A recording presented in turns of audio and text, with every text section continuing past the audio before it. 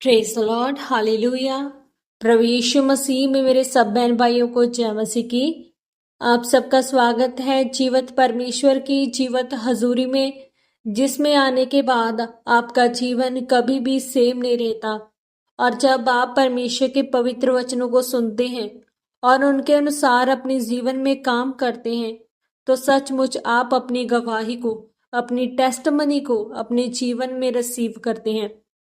आज की हमारी इस वीडियो में हम परमेश्वर के पवित्र वचन को मेरी भविष्यवाणियों की पुस्तक में से पढ़ेंगे।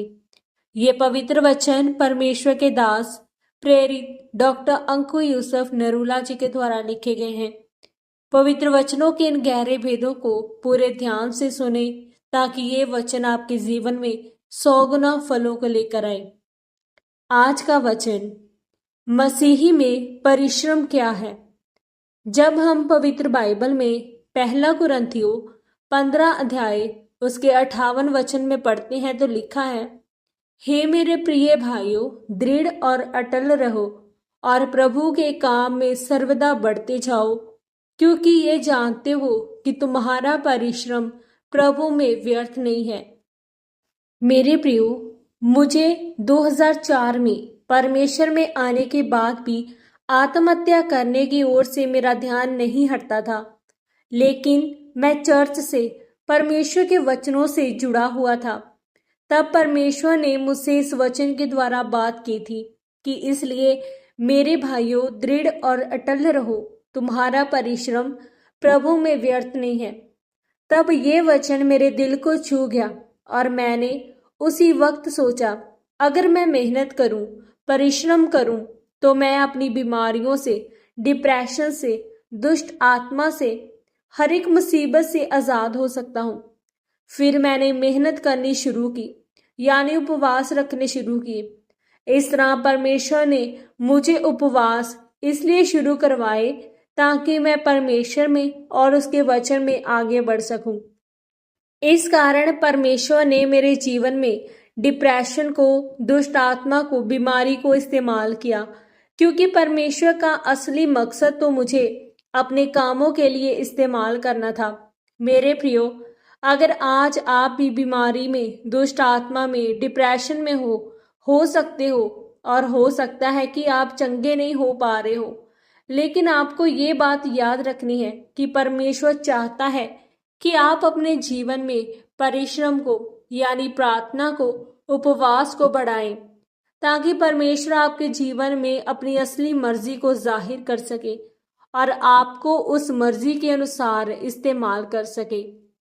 आप पवित्र बाइबल में परमेश्वर के किसी भी दास के बारे में पढ़कर देख लो।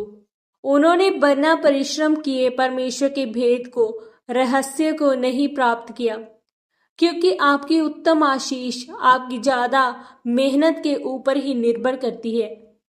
इसी तरह से जब हम पवित्र बाइबल में दानियल के बारे में पढ़ते हैं तो लिखा है, वह दिन में 3 बार परमेश्वर की उपस्थिति में जाने वाला व्यक्ति था। इसी तरह अजूब ने घोर निराशा में, परीक्षा में भी परमेश्वर के नाम को धन्य कहा। और इसी तरह जब हम एलिया के बारे में पढ़ते हैं तो लिखा, उसने आसमान से आग उतारी और लोगों ने कहा, यहोवा ही परमेश्वर है। तो उसे भी कितनी मेहनत करनी पड़ी होगी। मेरे प्रियो, इसी तरह आज आपकी आशीष से लोगों को लगना चाहिए, यानी उनको नजर आना चाहिए कि ये जीवित परमेश्वर प्रभु यीशु मसीह को मानते हैं। लेकिन आज बहुत सारे मसीही लोग मेहनत नहीं करना चाहते। वे चाहते तो हैं कि परमेश्वर उन्हें चंगा करे, आर्थिक रूप से आशीषित करे, लेकिन वह परिश्रम करने के लिए तैयार नहीं है। मेरे प्रियो, जो परिश्रम मैंने उस वक्त किया, उसका नतीजा आज आप मेरे जीवन में देख रहे हो।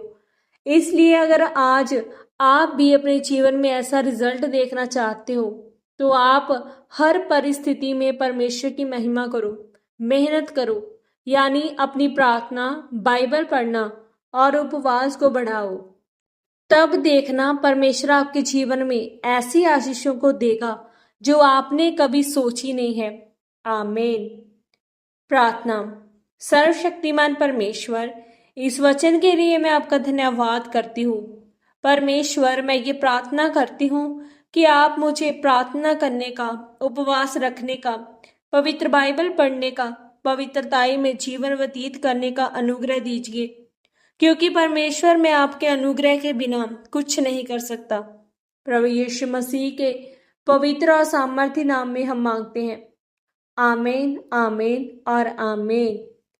आज के इन पवित्र वचनों के पढ़े और सुने जाने के द्वारा और इन पर मनन करने के द्वारा परमेश्वर आप सबको बहुतायत से आशीषित करे।